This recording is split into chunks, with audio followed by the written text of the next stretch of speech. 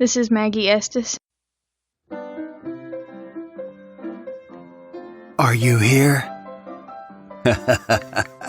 And some of you have been here all along. Hey, this is the Paul Leslie Hour, and welcome to it. Hey, we've got an interview in the archives, and we're bringing it out. Ms. Maggie Estes White.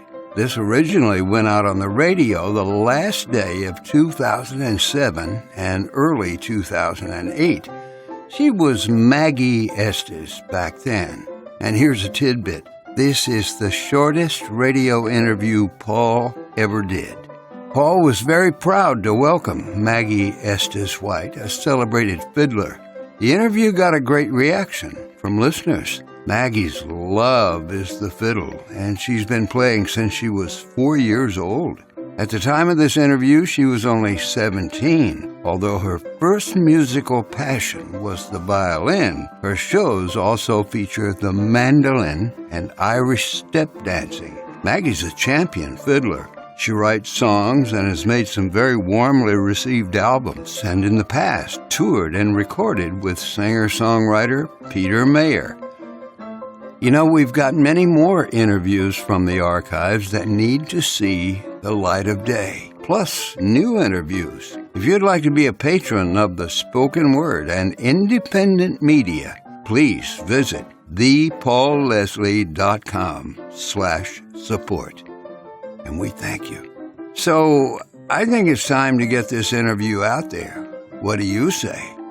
Maggie was and is the youngest guest in the history of this show. Let's take a look back with this interview.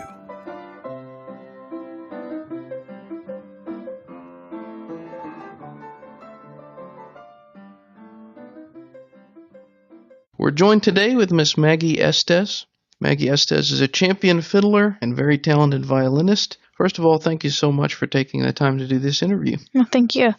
You're actually a multi-instrumentalist, given that you play a lot of instruments. Violin, fiddle, I just saw you playing the mandolin. And you're also an Irish step dancer. Do you have a favorite instrument out of all the... Definitely fiddle. Like fiddle and violin are the same thing. Is there any reason why it's your favorite? Probably because I played it longer and just more comfortable with it, you know. Which one of the instruments that you play came first? Fiddle. Fiddle. Or violin, yeah, either one. How'd that come about? Well, my parents started me in Suzuki when I was 4 and just kept on playing. Can you remember any event or person that really influenced you to become a musician? There's been a lot of people to influence me, not as far as becoming a musician, but like just as far as people I like to listen to, like there's Buddy Spiker and Natalie McMaster and Mark O'Connor and the Leahys and lots of different people like that, and then also my teachers, for sure. I really love your album, My Turn. Thank you. I'm a real sucker for old songs, so I really like Dream a Little Dream of Me. But I also really like Dance Above the Rainbow. What about you? What is your favorite song from the album? Dance Above the Rainbow is definitely one of my favorites, for sure. That was a lot of fun to do because it was kind of neat to put together different songs and stuff. But it was a lot of fun on all of them. Any other songs that are particularly a favorite of yours? Like What a Friend We Have in Jesus. Classical Gas was a lot of fun. I like them. That was a good one. What made you want to pick out What a Friend We Have in Jesus? I just wanted to do, I guess, like a gospel type song. I noticed there was one song on the album that you wrote. Mm-hmm. Are you still writing songs? I haven't written a lot. I want to write more, for sure. That was really one of the first ones that I'd actually started and finished writing, too. So, but yeah, I hope to write some more. Do you hope to have another album soon? I'm not sure how soon, but yeah. Eventually? Yeah.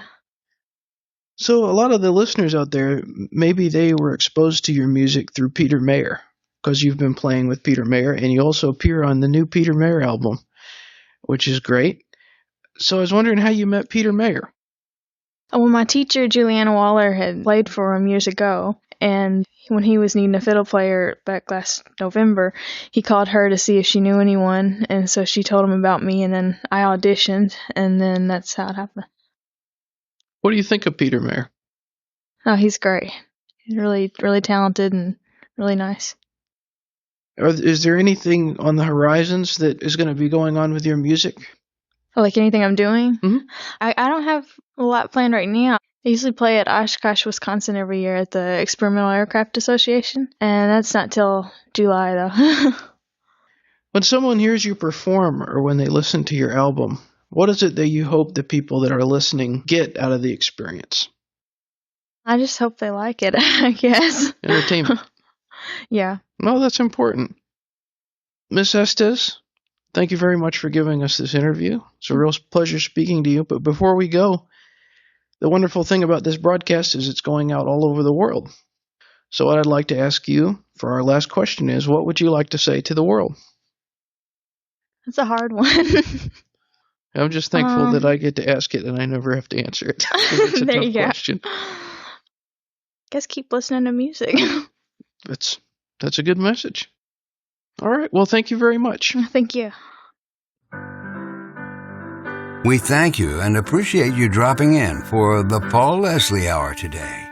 You know, you can help the Paul Leslie Hour in our mission to provide independent media content like this by visiting